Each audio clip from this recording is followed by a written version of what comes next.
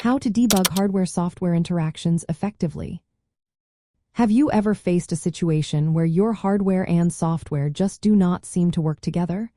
Debugging these interactions can be tricky, but with the right approach, you can tackle these challenges head-on. Let's break down how to debug hardware-software interactions effectively. First, it is important to recognize that many issues arise from timing problems, incorrect settings, or communication mismatches between the hardware and software.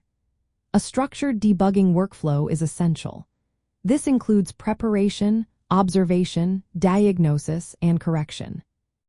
Start by creating a clear debugging plan. Identify the symptoms of the problem and try to reproduce the issue consistently. Determine whether the problem lies in the hardware, software, or their connection. Using a combination of debugging tools can help you gather detailed information about the system's behavior during execution. One effective tool is a prototype or development board.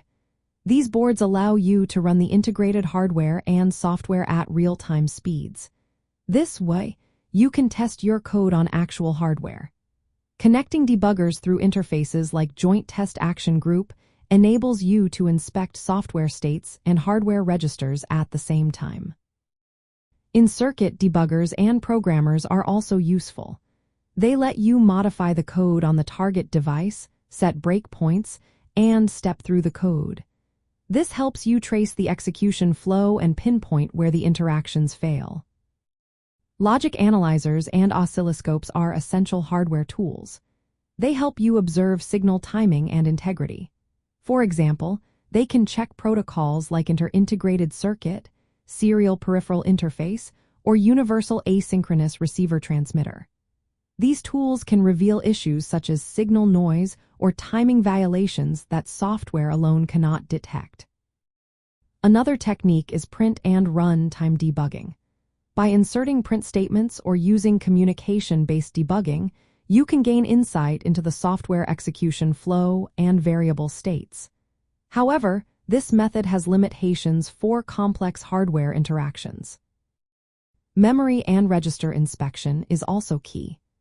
Examining hardware registers and memory contents through an integrated development environment or debugger can uncover misconfigurations or data corruption affecting hardware behavior. Simulating and stress testing, the system can help reproduce bugs under various conditions. Testing with signal generators or simulated inputs verifies hardware responses in controlled scenarios. For complex systems with multiple processors, synchronized debugging is critical.